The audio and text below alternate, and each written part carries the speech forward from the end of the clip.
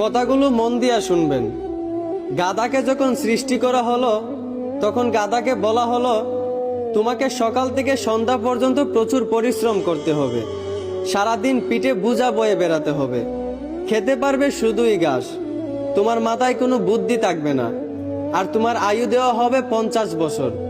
এইটা শুনে গাধা বলল, হে প্রভু, আমাকে 50 বছর না দিয়ে 20 বছর আয়ু দিন, আমি এত বছর বাঁচতে চাই না। সৃষ্টিকর্তা তার এই কথা মঞ্জুর করলেন। তারপর যখন কুকুরকে সৃষ্টি করা হলো তখন কুকুরকে বলা হলো, তুমি হবে মানুষের একজন কাছের বন্ধু, আর তোমার খাবার হবে মানুষের থেকে যাওয়া জুটা খাবার, আর তোমার আয়ু দেওয়া হবে 30 বছর। এইটা শুনে কুকুর সৃষ্টিকর্তার কাছে হাত জোর করে বলল, হে প্রভু, আমি 30 বছর বাঁচতে চাই না, আমাকে 30 বছর থেকে 15 বছর আয়ু দিন। সৃষ্টিকর্তা তার এই কথাও মঞ্জুর করলেন।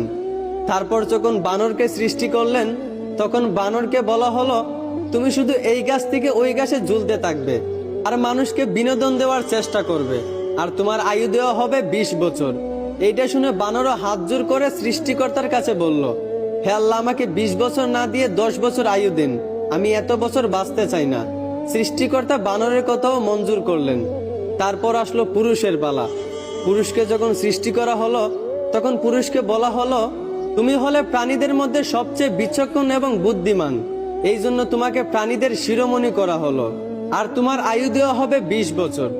এইটা শুনে পুরুষ সৃষ্টিকর্তার কাছে হাত জোর করে বলতে লাগলো, হে প্রভু, 20 বছর আয়ু একদম কম হয়ে যায়, আমি আরো বেশি দিন বাঁচতে চাই, আপনি বরংস গাধায় যে 30 বছর আয়ুটা ফিরিয়ে দিয়েছিল ওই আয়ুটা আমাকে দিয়ে দিন, আর কুকুর 30 বছরের মধ্যে যেই 15 বছর আয়ুটা ফিরিয়ে দিয়েছিল ওই আয়ুটাও আমাকে দিয়ে দিন, এবং বানর 20 বছর থেকে যেই 10 বছর আয়ুটা ফিরিয়ে দিয়েছিল ওই আয়ুটাও আমাকে দিয়ে দিন। সৃষ্টিকর্তা পুরুষের এই কথাগুলো মঞ্জুর করলেন। তারপর থেকেই ছেলেরা 20 বছর পর্যন্ত পুরুষ হয়ে বাঁচে, আর যেই 30 বছর গাধার থেকে চেয়ে আনা হয়েছিল সেই 30 বছর পরিবারের বোঝা পিঠে বয়ে বাঁচে, ঠিক একদম গাধার মতোই। বাকি 15 বছর সন্তানরা যা দেয় তা খেয়েই বাঁচতে হয়।